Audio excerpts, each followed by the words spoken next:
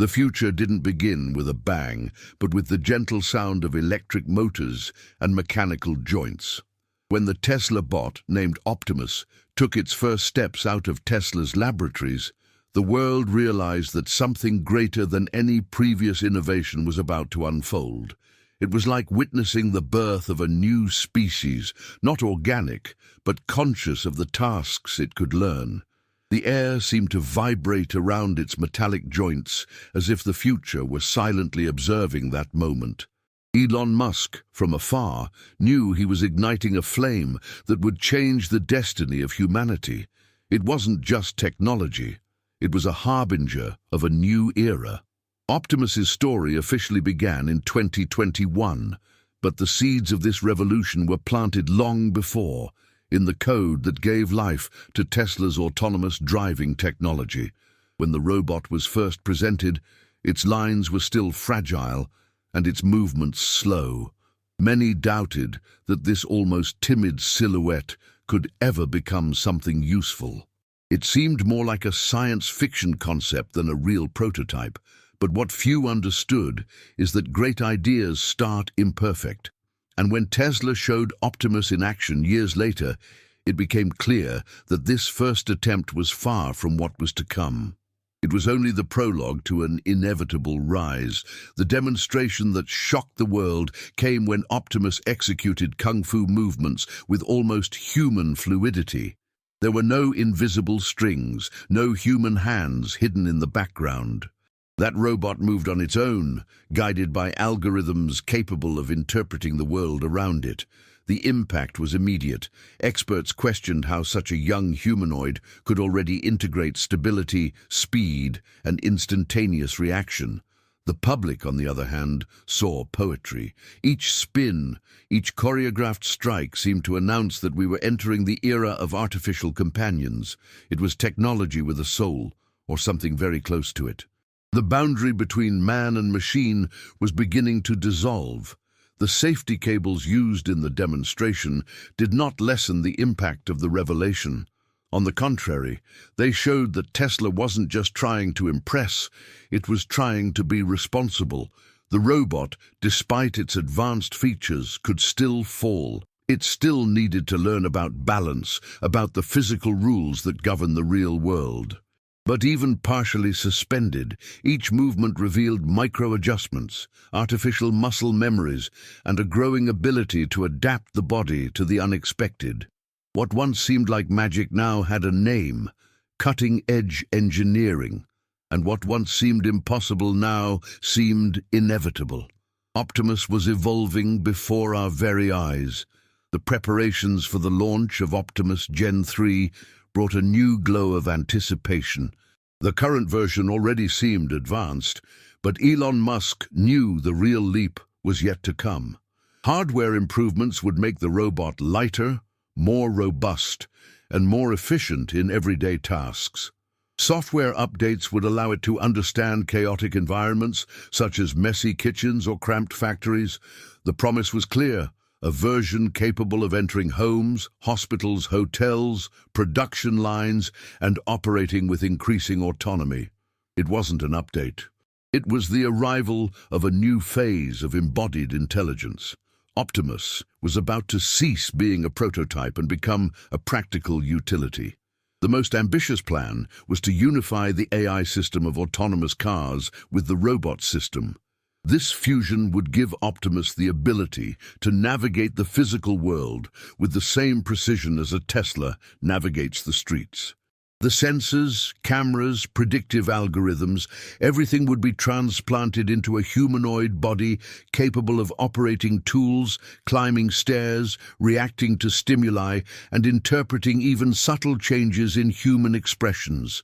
Tesla was betting everything on a single certainty: universal autonomy was possible. And when this unification happened, a new class of machines capable of learning on a global scale would emerge. It was Tesla's mind connected to the body of the future.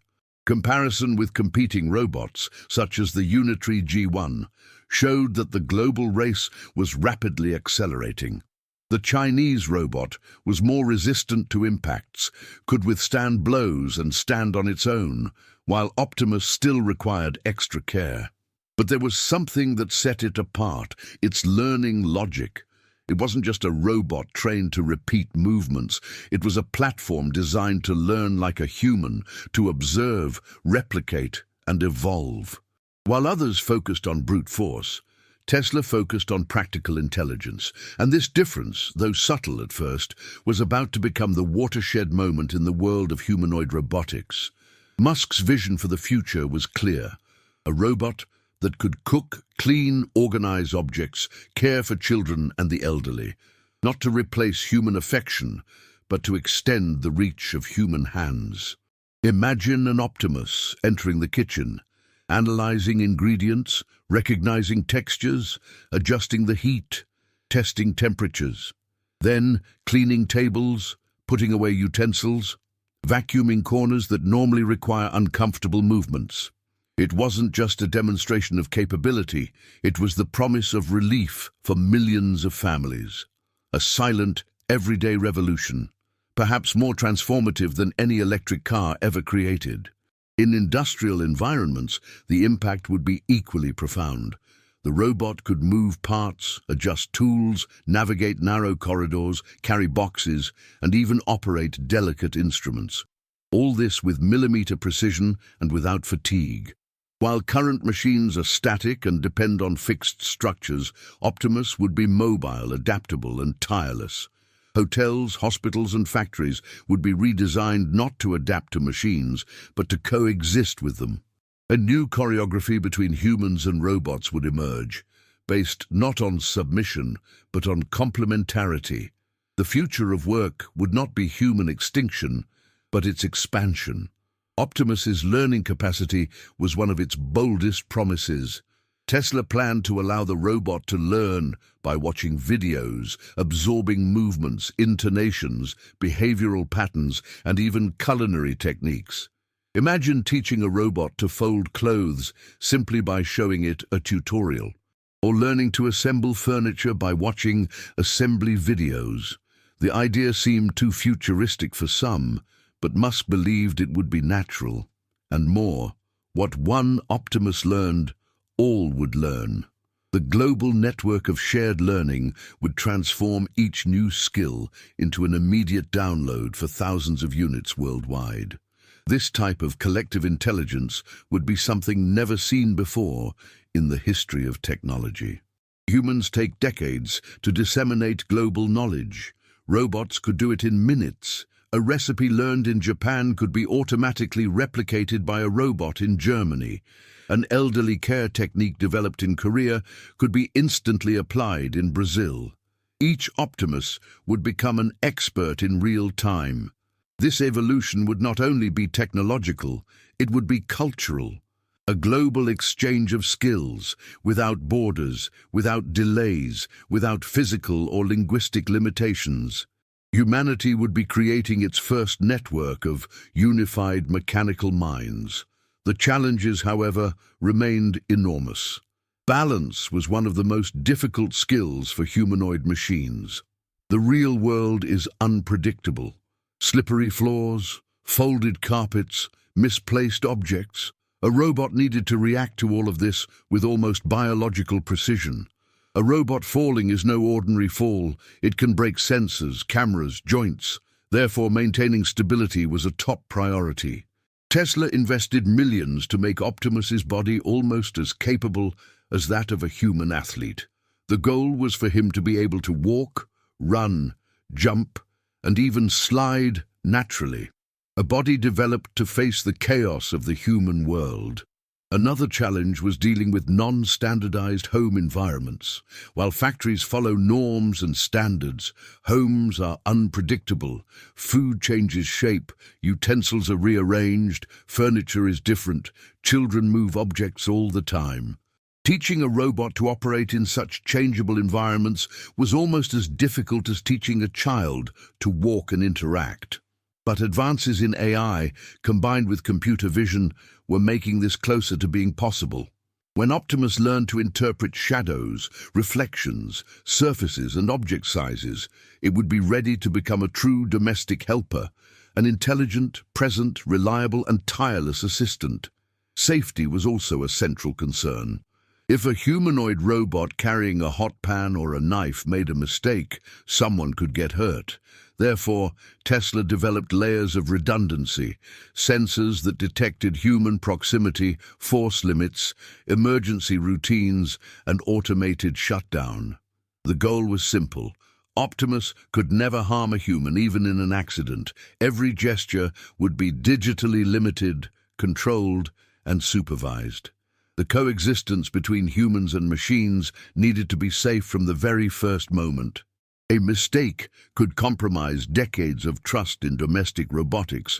The cost of the robot was still a significant obstacle.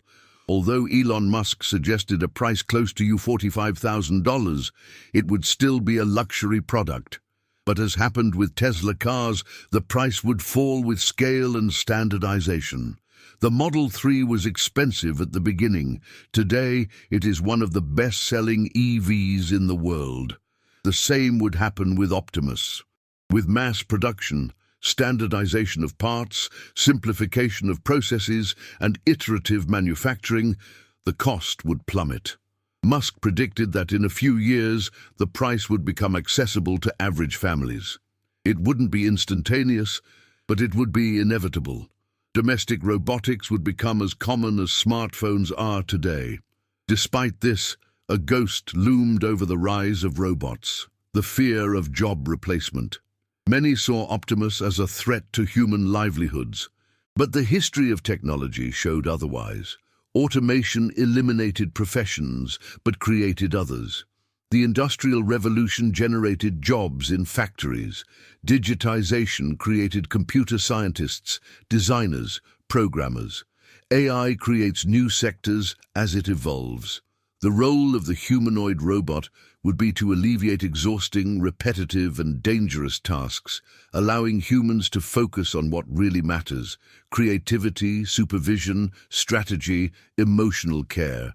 The future of work would be redesigned, not extinguished. Science fiction has fueled the fear of a machine rebellion for decades. Films have shown robots becoming self-aware, rebelling, and attacking their creators. But current reality is far from that. Optimus doesn't define his goals. He doesn't dream, doesn't desire, doesn't aspire to power. His digital brain operates within rigid and controlled limits. Despite appearing alive, he is merely a programmed executor, not an independent agent. Tesla emphasizes that there is no secret teleoperation, but there is also no philosophical autonomy. He is advanced, but not conscious, and that reassures the world. While the global discussion revolved around fears and expectations, Elon Musk observed the landscape with a deeper vision. For him, Optimus was not a replacement machine, but an amplifying tool. Just as a computer amplifies human intelligence and a car enhances mobility, a robot would amplify an individual's physical capabilities. People with motor limitations could have constant companionship. Tired parents could count on domestic help. Companies could reduce exhausting tasks. The robot would not diminish human value, it would redistribute that value. This was the essence of the revolution Musk envisioned: a humanity freer to think, create, and evolve. The integration of unified AI models would be the key to this vision. While the world debated regulations and limits, Tesla was developing the technological backbone that would give life to millions of robots in the future. The same intelligence that drives a Tesla on a rainy road would be adapted to move Optimus in a wet kitchen. The mind of Tesla machines would be one, shared, expandable. And when that moment finally arrived, robots and cars would be part of a single global ecosystem. A living system, continuously learning, responding to the world, and helping to shape a more efficient future. With so many possibilities, an inevitable question arose. What would happen when millions of Optimuses were scattered across the planet? The answer was as astonishing as it was fascinating. We would be able to create the largest workforce in history, an automated, distributed, synchronized, and always available workforce. Countries with aging populations would have immediate support. Companies could operate 24 hours a day without burnout. Global productivity would experience an unprecedented leap. And most impressively, all of this could be controlled by software, updates, and collective learning. The entire planet would become a living laboratory of robotic evolution. But such a promising future also demanded emotional and social balance. Humanity would need to adapt to coexisting with artificial beings in a natural way. Children would grow up alongside helper robots. The elderly would converse with assistants capable of interpreting basic expressions and emotions. Workers would share shifts with mechanical colleagues. The transition, at first, would be strange, but history showed that human beings adapt to everything. The airplane, the elevator, the telephone, the internet, each new technological leap seemed strange until it became indispensable. And so, it would be with Optimus. Another important debate was about the ethics of robotics. Who would be responsible for errors? How to guarantee privacy? How to avoid excessive dependence? These questions would shape laws, regulations, and standards of coexistence. But Tesla, in leading the revolution, needed to be the first to set an example. Optimus's software would be auditable, updatable, and monitored. Physical boundaries would prevent risks. Emergency protocols would be activated instantly in the event of any error. Domestic robotics needed to be born with solid foundations, built responsibly. And that was exactly what Musk was trying to ensure. As Optimus evolved, so did the debate about mechanical identity. How do you describe something that isn't human, but mimics human gestures? How do you interpret movements that seem trained, but are generated by mathematical calculations? The answer lay in the very concept of humanity. We don't define humans solely by biology, but also by the capacity to create. And a robot capable of learning from humans would carry with it an extension of our own existence. Optimus would be, in a way, a mirror, not biological, but intellectual, an enlarged reflection of human intuition, practice, and creativity. The Kung Fu demonstration, watched by billions, became a symbol of this fusion. It wasn't just a technical show, but a metaphor.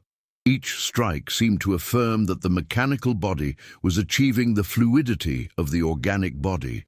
Each spin showed that robotics was no longer a collection of parts, but a symbiosis between code and movement.